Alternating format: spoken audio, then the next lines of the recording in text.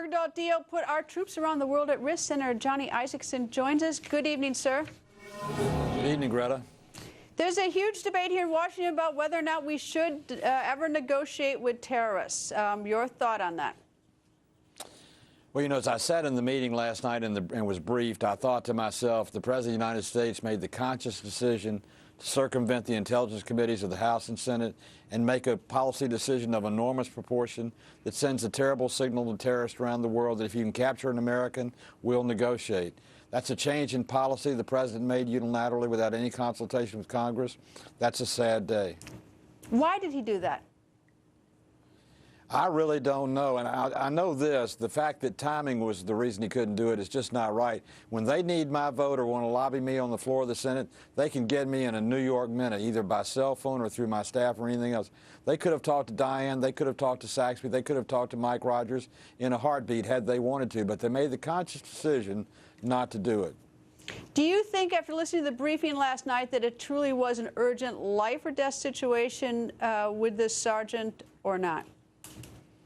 I've seen two videos, Greta. One was the one they showed us last night from December of last year, where he appeared to be, maybe even drugged, but appeared to not be with it, but was still conscious and looking around. And the other one I saw was him walking unaided with the Taliban to the helicopter that brought him home.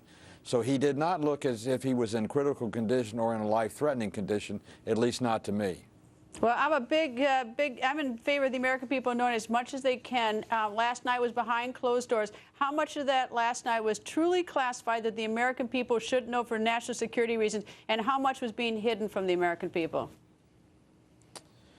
Well, you don't know how much is being hidden because they obviously didn't tell us what they were hiding, if they were hiding anything, but a very small amount of the briefing last night was truly classified. Most of it was information that they had in their possession that they had not shared with us before they made the decision.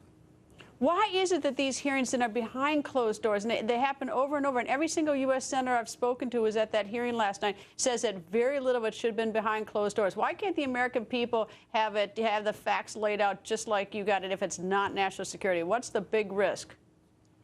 Well, the big risk, obviously, in a briefing like that is that if something of national security importance happened to be leaked out because of telecommunication today, because of the Internet, it's all instantaneous around the world.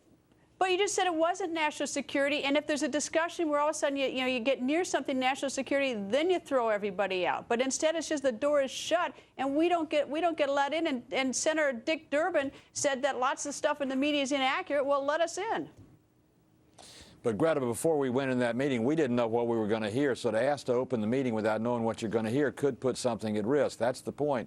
The White House was in control. They decided to disclose what they decided to disclose, most of which was not classified. But before the meeting, when we went in, we didn't know what was going to be disclosed, so obviously we needed a closed meeting. All right, Senator, thank you. Thanks, Greta.